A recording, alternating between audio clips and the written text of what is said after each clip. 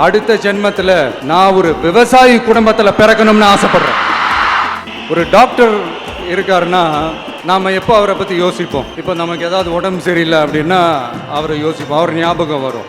அது மாதிரி நமக்கு ஏதாவது ஒரு பிரச்சனை அப்படின்னா ஒரு வக்கீலை தேடி போவோம், அவர் ஞாபகத்துக்கு வருவார். இது மனித இயல்பு. அந்தந்த பிரச்சனை வரும்போது நம்ம அவங்கவுங்கள தேடி போவோம். ஆனால் ஆன் அ டெய்லி பேசிஸ் நம்ம சும்மா சாப்பிடும் போது கூட நம்மளை அறியாமல் ஒருத்தவங்களை பற்றி நினைப்போம், நம்மளை அறியாமல் அவங்களுக்கு நாம் நன்றி சொல்லுவோம். அந்த மதிப்பிற்குரிய அந்த மனிதர்கள் வேற யாரும் இல்லை, விவசாயி விவசாயி விவசாயி.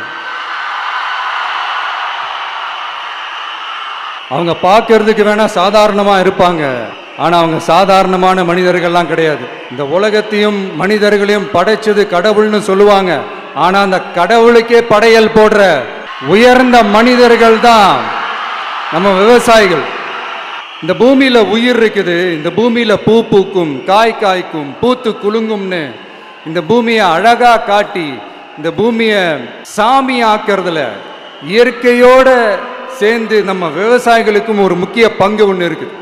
அதனால நான் ஏதோ ஓவரா ஏதோ சொல்றேன்னு நினைக்காதீங்க. எனக்கு இந்த அடுத்த ஜென்மம் மறுபிறவியை பற்றியெல்லாம் எனக்கு தெரியாது. அது உண்மை அப்படின்னா அடுத்த ஜென்மத்தில் நான் ஒரு விவசாயி குடும்பத்தில் பிறக்கணும்னு ஆசைப்படுறேன்.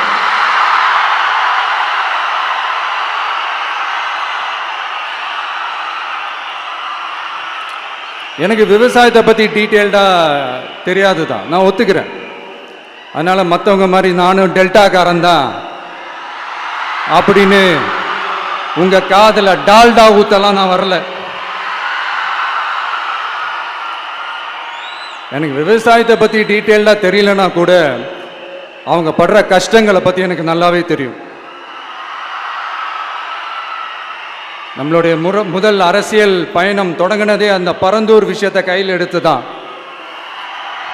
அதனால் நம்மளுடைய இந்த ஆட்சி அமைஞ்சதும் தீர்க்க வேண்டிய முக்கியமான பிரச்சனைகளில் நம்மளுடைய விவசாய பிரச்சனைகளும் ஒன்று. முதல்வர் அவர்களுக்கு இந்த மாதிரி நீங்கள் அது செஞ்சிட்டேன் இது செஞ்சிட்டேன் அப்படின்னு நிறையா பெருமையாக சொல்லிக்கிறீங்களே, ஒரு அடிப்படை ஒரு பிரச்சனையை பற்றி ஒன்று பேசுவோமா? கொஞ்ச நாளைக்கு முன்னாடி ஐநா சபை ஒரு ரிப்போர்ட் ஒன்று வெளியிட்டிருந்தாங்க. அது கூட தினத்தந்தி நியூஸில் கூட வந்துச்சு.